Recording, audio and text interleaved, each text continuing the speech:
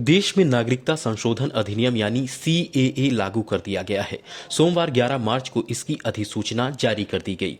इस कानून के लागू होने से 3 पड़ोसी देश पाकिस्तान, अफगानिस्तान और बांग्लादेश से आए गैर मुस्लिम शरणार्थी यानी हिंदू, सिख, बौद्ध, जैन, पारसी और ईसाई अब भारतीय नागरिक बन सकेंगे। इसके लिए इन लोगों को सरकारी गाइडलाइन का पालन करना होगा और नागरिकता के लिए ऑनलाइन आवेदन करना होगा। केंद्रीय गृह मंत्री अमित शाह ने सीएए के लिए फॉर्म भी जारी कर दिया है। इसमें सभी जरूरी दस्तावेजों और नियमों की जानकारी दी गई है। आइए जानते हैं कि सीएए का सिस्टम कैसे काम करेगा, किन लोगों को नागरिकता मिलेगी और नागरिकता पाने के लिए उन्हें किन प्रक्रियाओं का पालन करना पड़ेगा। किन लोगों को मिलेगी भारत की नागरिकता। सीएए लागू होने से ऐसे शरणार्थियों को भारत की नागरिकता दी जाएगी जो 31 दिसंबर 2014 से पहले भारत में आकर बस गए हैं। साथ ही उन्हें यह भी बताना होगा कि उन्होंने यात्रा दस्तावेज के बिना भारत में कब प्रवेश किया था। इसके अलावा भारत में आने का दिन, वीजा या इमिग्रेशन स्टैंप समेत अन्य जानकारियां भी देनी होगी। नागरिकता पाने के लिए क्या करना होगा। नागरिकता के लिए ऑनलाइन प्रक्रिया है।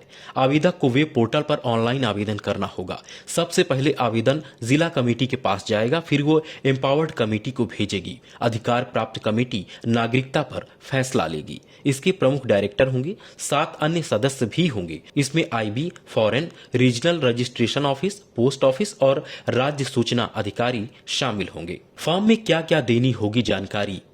भारत की नागरिकता के लिए ऑनलाइन आवेदन करते समय आवेदक को अपने माता पिता या पति का नाम, भारत में कब से और कहां रह रहे हैं, किस देश से आए हैं, वहां कहां रह रहे थे, भारत में आने के बाद क्या काम कर रहे हैं और उनका धर्म क्या है, यह जानकारी देनी होगी। नागरिकता पाने के लिए जरूरी दस्तावेज।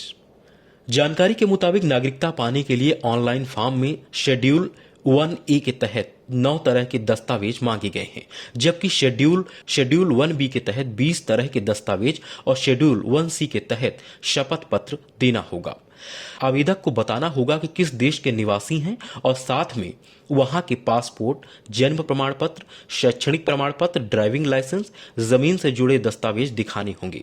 इसके अलावा भारत सरकार की तरफ से जारी Aadhaar card, driving licence, ration card, जन्म प्रमाण पत्र, पैन कार्ड, जमीनी दस्तावेज, बिजली और पानी बिल, विवाह प्रमाण पत्र आदि दिखाकर भी नागरिकता के लिए आवेदन किया जा सकेगा।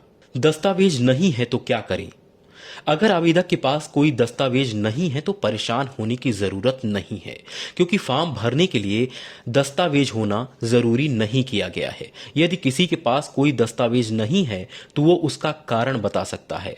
आप जिस राज्य में रह रहे हैं वहां की नागरिकता के लिए अप्लाई कर सकते हैं। विवाहित और अविवाहित के लिए अलग फॉर्म। भारत की नागरिकता के लिए वेब पोर्टल पर विवाहित अविवाहित के लिए अलग अलग फॉर्म हैं। यदि भारत आने के बाद किसी भारतीय से शादी की है तो उसके बारे में भी जानकारी देनी होगी। बच्चों के लिए भी अलग से फॉर्म दिया गया है। क्या किसी की छीन सकती है नागरिकता? बिल्कुल नहीं। सीएए में किसी की नागरिकता छीनने का प्रावधान नहीं है। इससे किसी की नागरिकता पर कोई संकट नहीं होगा। गृह मंत्री अमित शाह ने भी एक बयान में कहा था कि सीएए किसी की नागरिकता छीनने का कानून नहीं है। बता दें कि सीएए दिसंबर 2019 में संसद में पारित हुआ था।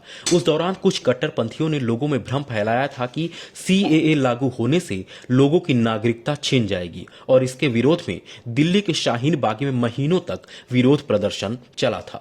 फिलहाल सीएए की अधिसूचना जारी होने के बाद साफ हो गया है कि यह कानून किसी की नागरिकता छीनने का नहीं बल्कि नागरिकता देने का है।